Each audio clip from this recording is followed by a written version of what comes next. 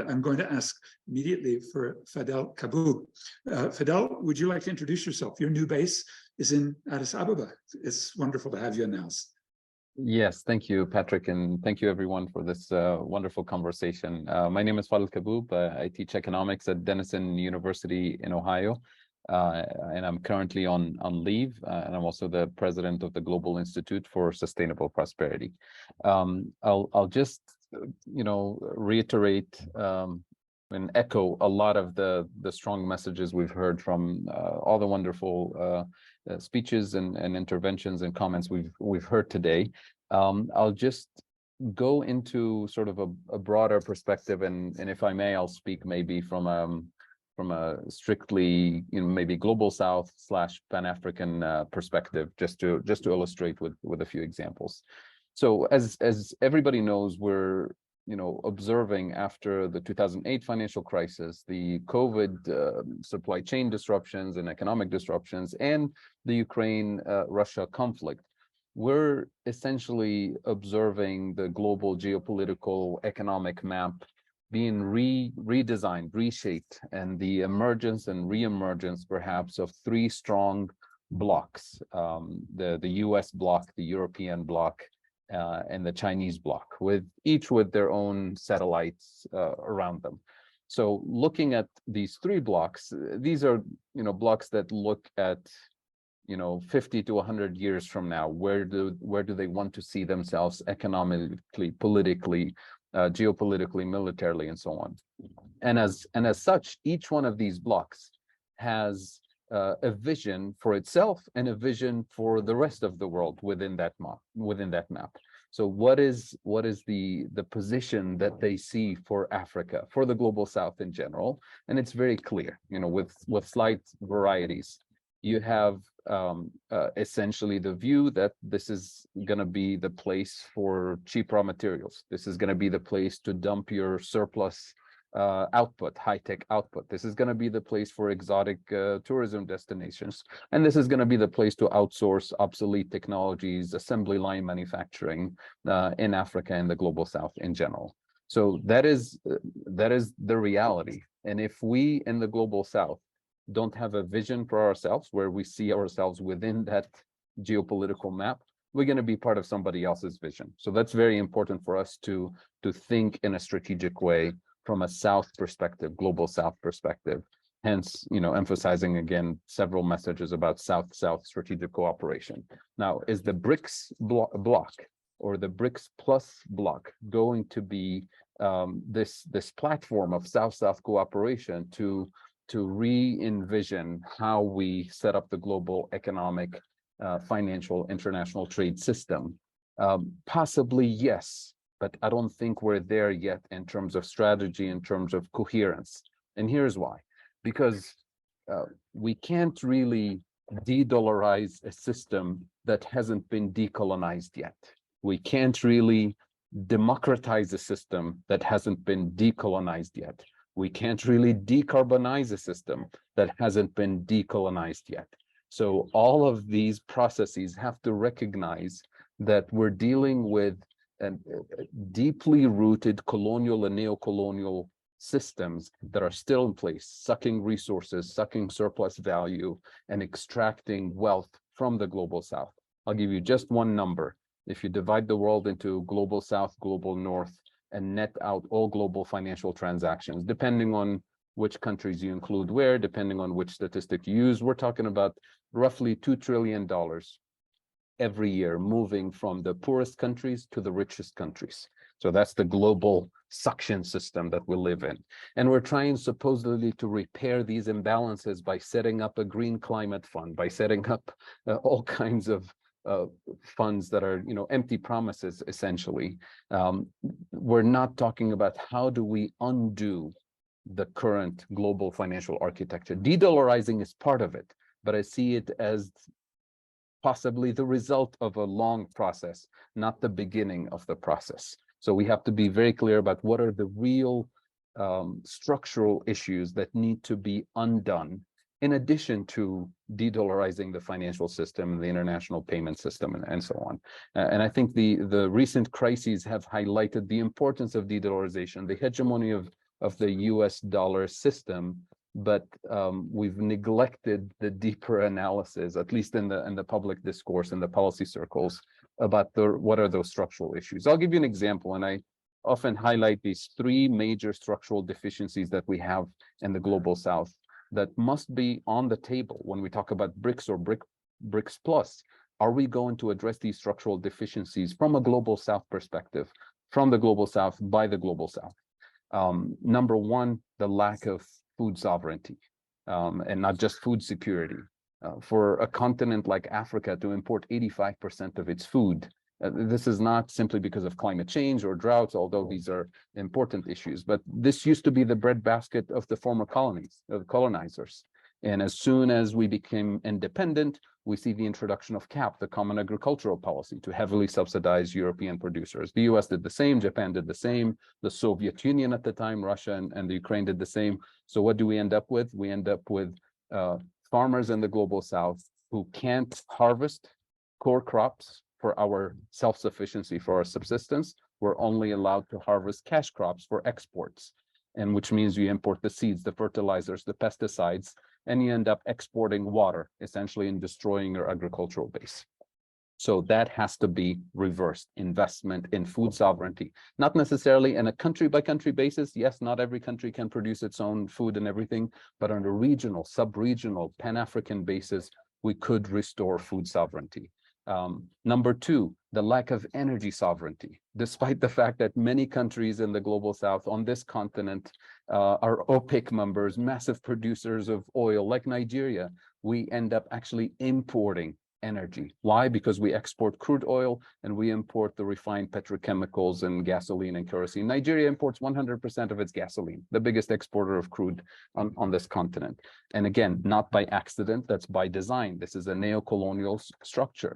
If you go back to the Venezuela sanctions, the beginning of the Venezuela sanctions was not on exporting crude oil, it was on spare parts. If you don't control the technology for producing energy for your people, for yourself, you're completely excluded. And that brings me to the third structural deficiency, which has to do with technology, which has to do with the value added content of what you produce. Are you purely an extractive economy? Are you simply an assembly line of imported components and technology and capital? If that's the case, you're always going to be at the bottom of the value chain, and you're always going to be in a structural trap. So you take these three deficiencies, lack of food sovereignty, energy sovereignty, and low value added content of manufacturing and reliance on excessively on extractive industries, you end up with structural trade deficits that put downward pressure on your currency. With a weaker currency, everything you import is going to be more expensive. So you're literally going through that inflation pass-through effect, whether you're importing food or medicine or fuel, which means you're hurting the most vulnerable people in your economy, the basis of your economy. And there comes the trap. Now your government is tied into an economic policy framework that is prepackaged for neocolonial extraction, which tells them you have to borrow to sustain your exchange rate. You have to accumulate foreign currency reserves, and you keep borrowing and borrowing and borrowing when your base is weak. So where do we go from here? If we're going to have BRICS or BRICS Plus or Pan-African strategy to get out of these structural traps, we have to commit all the resources to investing in food sovereignty, investing in renewable energy sovereignty, which means reclaiming sovereignty over the critical minerals that we have on this continent, for example. And number three, most importantly, investing in Pan-African, South-South global strategy for industrialization to build a base of value-added content within the global South. So if the BRICS is not going to do it, the BRICS is going to continue the same extractive international trade system, we're not going to go very far, and we're not going to be able to truly de-dollarize. So I say this in recognizing that we only have a few minutes to intervene. I'm not sure how much time I spent on this. I'll just highlight a recent report that we just released that kind of goes into a deep dive on these questions. It's a just transition report that we wrote from an Pan-African perspective, and I would love to engage with you. We've done a webinar a few days ago, kind of highlighting some of the main issues. But I'll leave it at that, and I'm more than happy to engage with questions and conversations. Thank you again, Patrick, for this platform. Before you go, this is really great. I'm sure we're going to start making more of the links that your new Just Transition booklet does. I had a read of it. It's superb. But normally I expect modern monetary theory for Africa from your work. When I first met you 3.5 years ago in Tunis with the Rosa Luxemburg Foundation, there was something extraordinary about the ambition to take what MMT had been teaching in the North, in the US, with this sort of, this fiat power to print money. After all, I needed to work pretty hard for this damn thing, right? I had to do $100 of goods and services. But in the US, it costs a couple of cents, right, to make one of these. They just print it. And so what is there from the African experience? Certainly South Africa's got a very, very neoliberal reserve bank that would never dream of excessive monetary expansion. We're tightening. This is like the 11th tightening in a row last week. So we're up about 5% on the low on our base interest rate. We call it here the repo rate. I think that's because it encourages the repo men, right? The repossession men, not the repurchase rate, but the repossession men certainly come in and start grabbing the working class's assets. Is there any scope left for an MMT approach in an Africa which has either very, very weak central banks or, like ours, completely co-opted and sold out central banks? Thank you, Patrick. Well, if we had more time, I would elaborate, but trust me, everything I put into that report and everything I said in the last few minutes is inspired by an MMT framework. And perhaps one of the main misconceptions about MMT that it's about printing money. If anything, MMT is trying to argue that the least important thing in the system is probably money, that the real resources is what matters. The lack of real resources, productive capacity, is what causes these structural traps, what causes the risk of inflation. And I address some of it in the report in the section on productive capacity. So I'm happy to provide some more resources and links and engage in Q&A after this. But I'm certainly not arguing that de-dollarization is simply a process of giving up the dollar and printing African currencies or having central banks do this. If anything, central banks are facilitators of the processes that we're describing here, but the real transformation is going to be in the Ministry of Agriculture, the Ministry or Commission for Renewable Energy, the industrial the ministries of industries and trade. This is where the real structural decolonization happens. Ministries of education also have a role in decolonizing education and decolonizing curricula. So central banks are participants in this process, but they're not exclusively the leaders of a de-dollarization system. And that's really important for us to recognize that it's not just about the dollar, the monetary unit, switching from one to the other. It's about changing processes and structural foundations that create and perpetuate these structural traps. Get forward. Hello, everyone. Thank you so much for this opportunity. I really appreciate the presentations that were made today, and I just wanted to touch on what that mine is a very brief one, but what Fadhel said about the underlying structural issues that should be considered. And I think he mentioned food sovereignty, lack of energy sovereignty, and lack of value addition. I just wanted to check whether you would think that your thoughts around the need for integration, if you consider, for example, Africa, would you say perhaps that the disintegration or the divisions in Africa make these points that you make, lack of food sovereignty, lack of energy sovereignty, and lack of value addition, also fueled by lack of African unity and integration in the global south as well? Thank you. Anybody want to take that on? Fadhel, do you want to come on in? That's great if you can. Yes, I'm happy to comment on that. I would say yes, these are related, but I think I wouldn't want to put all the blame on the lack of political unity on the African continent.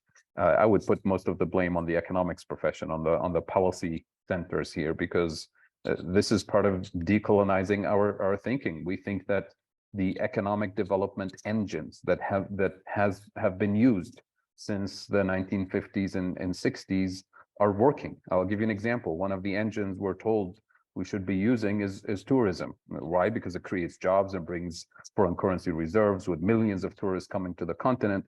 But if you don't have food sovereignty or energy sovereignty, and you bring millions of tourists, you're going to have to feed them, which means you import more food that you don't have. You have to transport them, heat and cool the hotels for them, which means import even more energy that you don't have, and set up, the high quality infrastructure for tourism and all of that. And we're all racing to the bottom because we all have beautiful countries and beautiful food and culture and people that others want to visit. So we have millions of tourists that are creating this trap. But if you invest in food sovereignty and energy sovereignty, then tourism becomes potentially a net positive for our economies. So we're told to use these engines that are extractive, and we think of them as engines of development. We're told, export-oriented growth is great. Well, yes, but if you import the technology and the fuel and you subsidize the workforce for low value added assembly line, factories, and then you export low value added content, and if it's FDI type of export-oriented growth, then the profits are repatriated to the global north. Then that's a structural trap. And our economists and policymakers tell us that these are good for economic growth and for development. No, they're not. These are structural traps. So I put a lot of the blame on the economist, to be honest. Politicians have a role to play in it, and this is our call to action in this report that we just released, Just Transition, which I put in the chat, to reimagine and rethink the entire process of economic development from a Pan-African perspective. And I'm happy to say more, but I know we're running out of time. Thank you again for your question.